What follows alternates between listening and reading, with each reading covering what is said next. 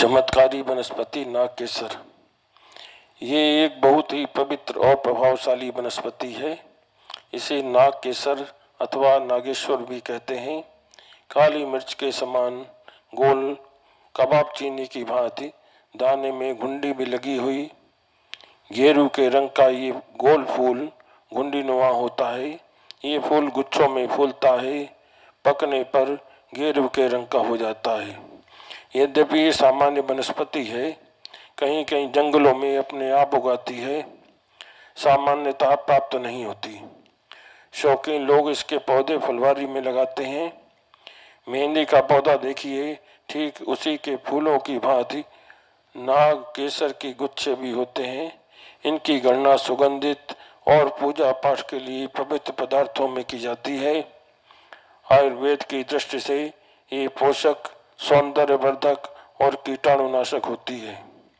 आध्यात्म के क्षेत्र में नागकेसर को बहुत उच्च स्थान प्राप्त है। शिव जी को ये बहुत अधिक प्रिय है। तांत्रिक साधना में भी इसके विविध प्रयोगों का वर्णन मिलता है। यदि पौधे से नागकेसर के फूल प्राप्त नहीं हो सके तो पंसारी अथवा बनिए की दुकान से आसानी से मिल सकते हैं। इसे नागकेसर के नाम से किसी भी जड़ी बूटी विक्रेता या पंसारी से मांगे। नागकेसर से अनेक प्रकार के तांत्रिक प्रयोग सिद्ध किए जाते हैं। यहाँ कुछ सरल एवं शीघ्र प्रभावी प्रयोग बताए जा रहे हैं। शिव जी पर सफेद चंदन, बेलपत्र, धतूरा, मदार के पुष्प, कनेर पुष्प चढ़ाए जाते हैं। अक्षत का भी विधान है।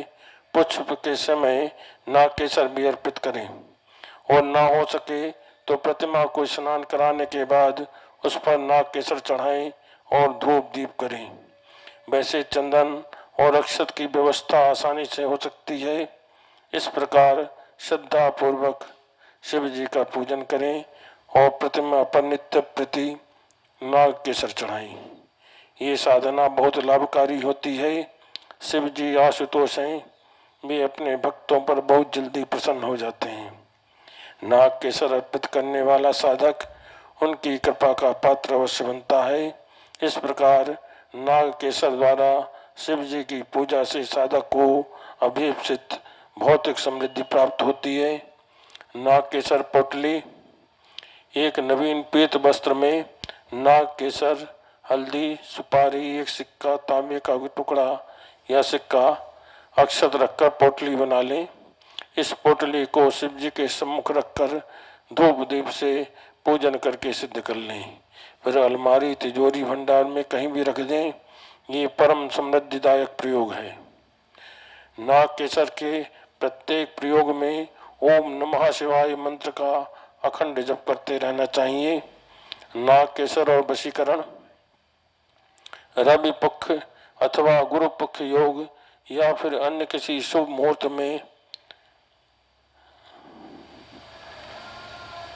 चंदन से लेप बना लें। उसको माथे पर, चेहरे पर लगाने पर ऐसी दिव्य आभा उत्पन्न होती है जो देखने वालों पर वशीकरण का प्रभाव डालती है।